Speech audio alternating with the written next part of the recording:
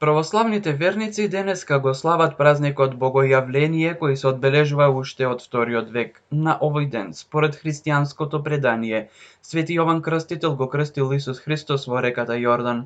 Празникот се нарекува уште и водици поради големиот водосвет што го извршува црквата на овој ден. Годинава за прв пат поради пандемијата со COVID-19 ќе биде прекината вековната традиција на положување на крстот во светите води.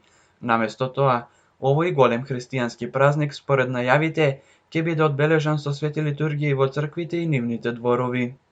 Од овој мост се фрлаше светиот крст каде што се осветуваа водите во Каменичка река. Тој мост се наоѓа во непосредна близина до градската црква Успение на Пресвета Богородица. Ова е местото каде што годините назад се собираа стотици граѓани за да го проследат овој чин, но оваа година тоа не се случи поради заштита и почитување на протоколите кои што се издаваат од здравствените власти на владата на Република Македонија за заштита од COVID-19. Со положувањето на светиот крст, а оној кој ќе го фати, се верува дека ќе го следи среќа и благослов цела година. Фаќањето на крстот значи соединување на човекот со Христа, а се верува дека со положувањето на крстот водите стануваат лековити.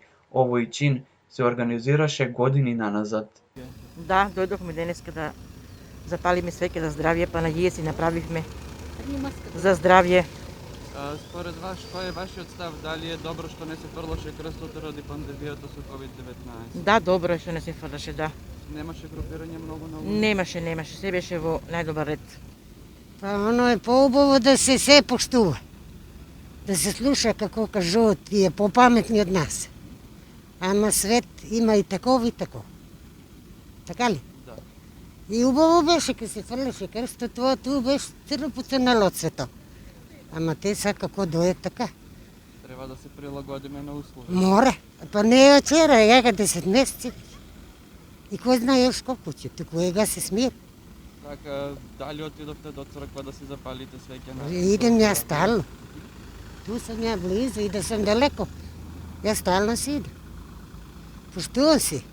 Тоа е стало од Господа. Колку можеме, мора да се поштуваме.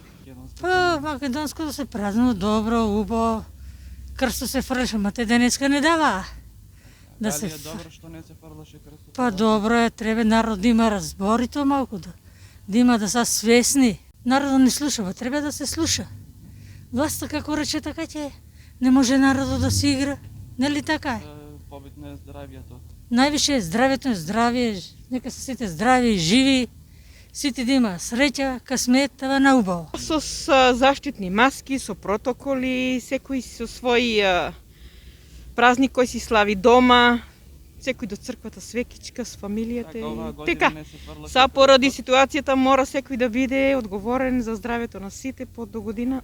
Кој е вашиот став за нефрлањето на крстот? Дали требаше да се фрли или да не се фрли за да се заштитат луѓето од COVID-19? Па требаше да не се... Па, владата како одлучи, поповите, верниците, црквите да кажат дека не треба да се фрли, да се заштитиме сите, до година да бидеме сите здрави, живи, па да продолжиме со веселби, со убави работи. Да се надминат предизвиците и остварувањето на заедничките цели за подобро и попросперитетно општество за сите, со продолжување да се негува човеколюбието, универзалните вредности на хуманост, мир и слога.